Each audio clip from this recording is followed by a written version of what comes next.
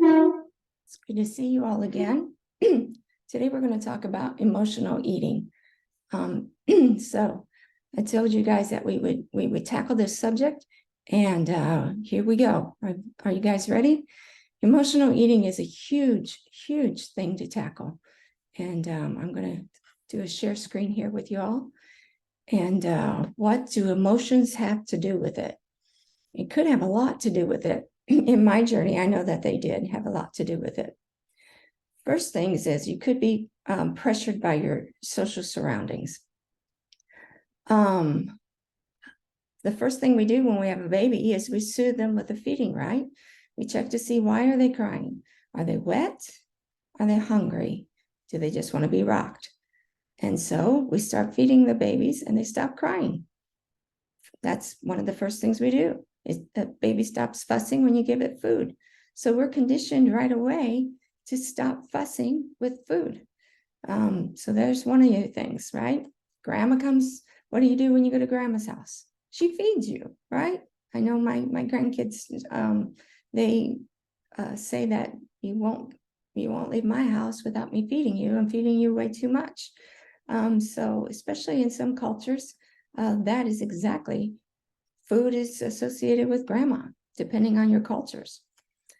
Then you have the work parties, and you may have to, do potluck at the work party, or, you come into work and then there's the candy dish, right? So, or your husband is, here you are, you're working on getting your calories down, getting your carbs down, and here comes your husband, he brings you a donut, or he brings you a box of candies. So sometimes you don't feel like, you're like, oh, I know that I've been talking to him about the fact that I wanted to lose weight. Is he just not thinking about this, or is he actually trying to sabotage me? All those thoughts start running through your head, right? So what can you do about it? If you're at a family dinner, grab a smaller plate. It's okay. You don't have to eat everything on your plate. It's okay. Don't feel pressured if your family members, your sister, your mom, your grandma, start saying this to you. It's okay. We don't have to go by those rules anymore. You have to take care of yourself. If you're all doing potluck at the work party, bring the healthy alternative. You can bring the veggie plate. You can bring the fruit plate. It's okay. Let's start doing those kind of things. And it's okay to respectfully decline and say, can't do that right now. I can't do a piece of cake right now. I can't do some candy, but don't do it in a respectful way. Don't get frustrated and say, like, how many times do I have to tell you I'm on a diet? Don't do that. Don't put it back on them. Respectfully decline. You're taking care of yourself, and it really doesn't matter what other people around you are thinking or having to do with this. This is your deal. Respectfully decline. Thank you very much, but I'm not doing a cake right now. I can't do that right now. I'm not hungry right now. Thank you very much. And you respectfully decline. So that's the ways to handle these things. Comfort food. What do you think of when we say comfort food? Comfort food is loaded with carbohydrates, sugars, and fats, right? It may take you back to a childhood memory. Another reason why it's called comfort food. These food trigger chemicals in the brain that make you feel better. And this can lead to addiction, actually. Overeatingrecovery.com is a really great resource. So they actually can release chemicals in your brain that can make you feel like the same things like addiction. In fact, especially with children, if children get started on sugars, it can get them addicted, just like you would addict somebody, on an actual addiction. So you really have to be careful. Like, don't give kids pop and stuff like that, because that can just start conditioning them for an overeating disorder. So what do we do about this comfort food situation? You see in the picture, here she is. She's got Kleenex nearby and a what is that? A pint of ice cream. Ice cream and French fries were the top comfort foods. Now, funny, I don't like either ice cream or French fries. So, But when we, if you join my Patreon, we do daily, weekly, or one-on-ones support levels. So I've got tiers on my Patreon, tiers, not tears, you cry, tiers levels, so that you can join up. And one of the things we talked about in our weekly support levels was trigger foods. My trigger foods I shared were pizza and chips. Both of them, again, have high fat levels. So that goes along with the comfort foods, high fat levels, salts, stuff like that.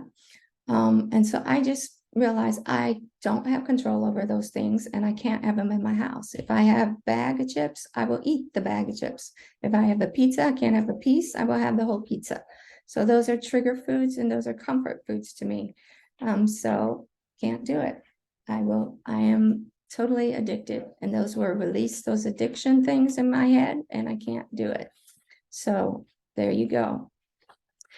Another way that we can get caught up in emotional eating is avoidance and distraction. So we really need to stay present when we're eating so that your meal is something that you're actually taking in to be healthy with. You got to remember that your body is a temple that you're taking care of. And so everything that you put in your body, you want to make sure you're paying attention to. And so if you avoid avoidance and distraction, there you go. You need to stay present during your meal. Check this girl out. Here she is. She's probably doing her homework. Maybe she's taken an extra college course. She's got her notebook already, or maybe she's doing work at home. We've all been falling into that now, right? And she's got her computer going. She's taking notes, but she's eating some pizza, what I just told you was my trigger food. And she's got juice. Water is your better choice. Remember, we talked about that in the other video, because juice is packed full of sugars as well. And she's got all of this going on while she's working. So is she paying attention to her intake? No. She's also got a phone there, right? She's got all these distractions going on. So is she paying attention to her intake? No. Is she going to eat that third piece of pizza, fourth piece of pizza without even knowing it? The next thing you know, she's going to look up, she's got her spreadsheet in, or she's got her notes taken, or maybe she's taking a Zoom class. And the next thing you know, she's got half the pizza eaten instead of just a piece eaten, or just a piece and a half eaten, because she was actually paying attention to when she got full, when she got satiated. So that's what you need to be going for. You need to stay present during your meal and say, okay, I'm nourishing myself. I'm taking care of my body. Sit down for your meals. I know it's a new phase about standing up, but a long time ago, I learned in nursing, that's not healthy for your body. It's not healthy to be standing up during a meal. And I don't know why they're making these restaurants now to stand up. That's not a healthy thing. You need to sit down for your meal and pay attention to what you're eating.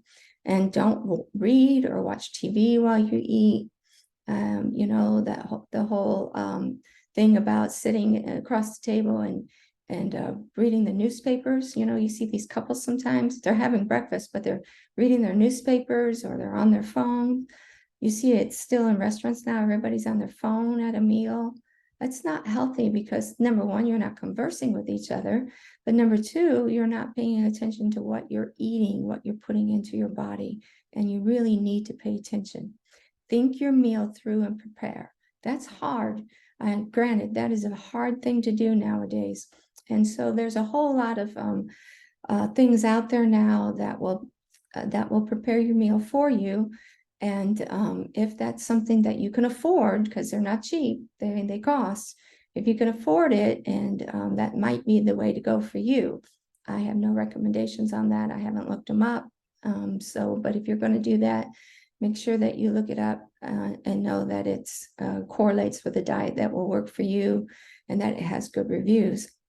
Talk to your doctor about it, whatever you need to do. Or if you have a dietitian that's following you, that's what I would tell you to do about it. And again, it's expensive, but there's lots of easy ways that you can do that. There's even ways in the grocery stores now that they kind of sort of have meals prepared for you already in the grocery stores. Again, it's more expensive than if you take a Saturday and cut up all your veggies and cut up all your fruits and have them all in Tupperwares.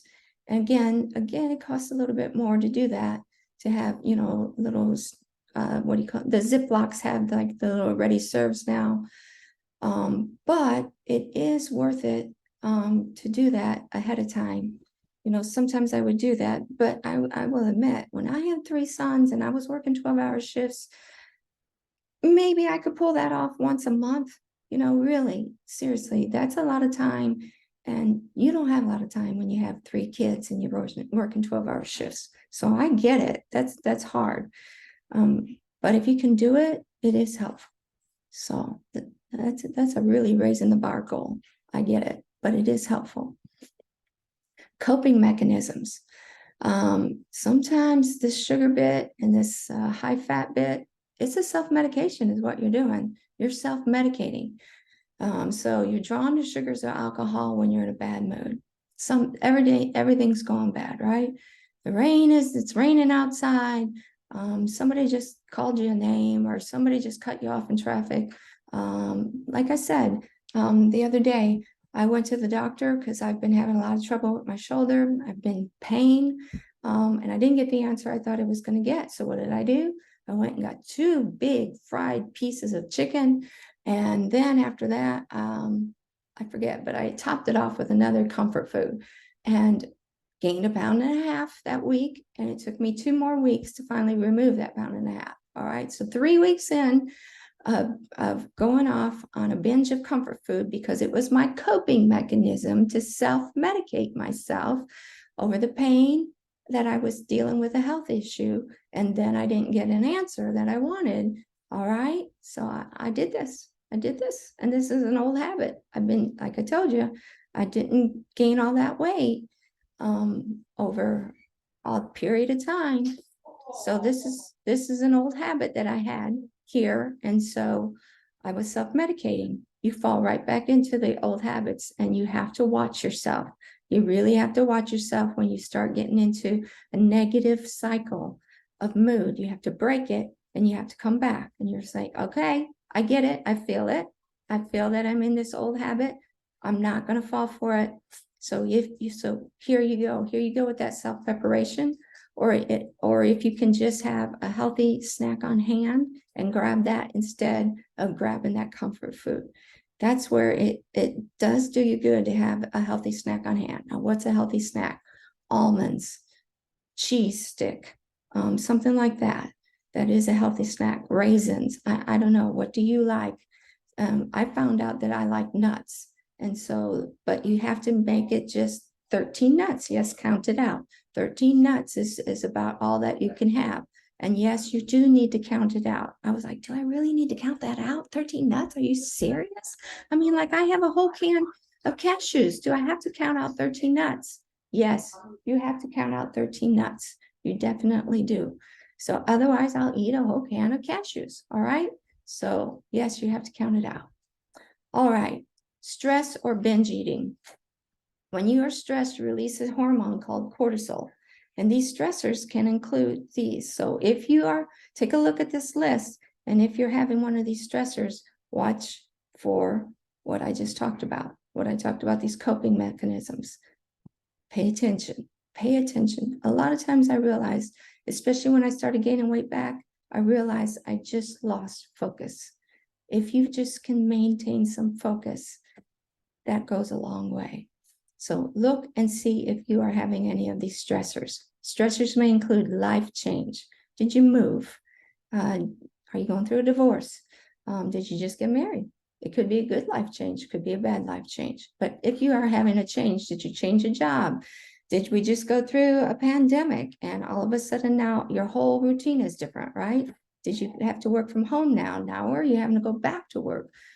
So do you have a life change? And like I said, it doesn't have to be a bad life change. It could be a good life change, and your routine has just changed. So we just talked about work change. Did you have to change your job? Are your finances changing?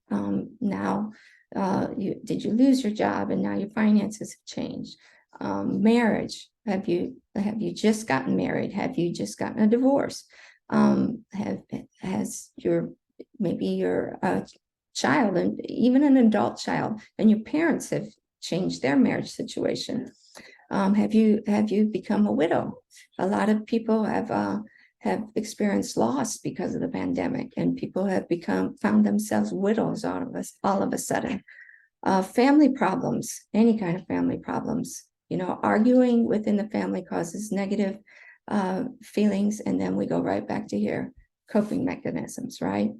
Anytime you find yourself in a negative feeling, you got to remove that negativity as fast as possible and keep the healthy snacks on hand instead of going for the comfort food. PTSD, that's a whole nother thing, and that deserves a whole YouTube, and we'll probably do it. But I can tell you that I suffer from PTSD myself, and so we will have a whole YouTube that focuses on PTSD. But if you have PTSD, which is post-traumatic stress syndrome, that may be out of abuse, maybe out of some kind of tragic event that happened to you, maybe out of the service, that if you served in the service, and whether combat or not even combat. So there's a lot of reasons where you might have PTSD, and that will cause you to stress or binge eat. So again, try to come back to a healthy coping mechanism, not use unhealthy foods for your coping mechanism. So hopefully some of this has helped you today. Subscribe and hit the bell to be notified. But stay focused, pay attention to your body, pay attention to nourishing your body with healthy choices over unhealthy choices. And a lot of it is just stay focused. You can make sure you're subscribed to the YouTube. Join us on Patreon, where we do daily, weekly, or one-on-one support, whichever you would like to have. And then I also do a Facebook group. Oh, and then join MyFitnessPal. We have a passion project group where we weigh in on Wednesdays as well. So we have a lot of ways to help you. All right. So glad to have you here today. And the struggle is real, but we're all here to help, encourage, inspire, and cheer you on. All right. God bless.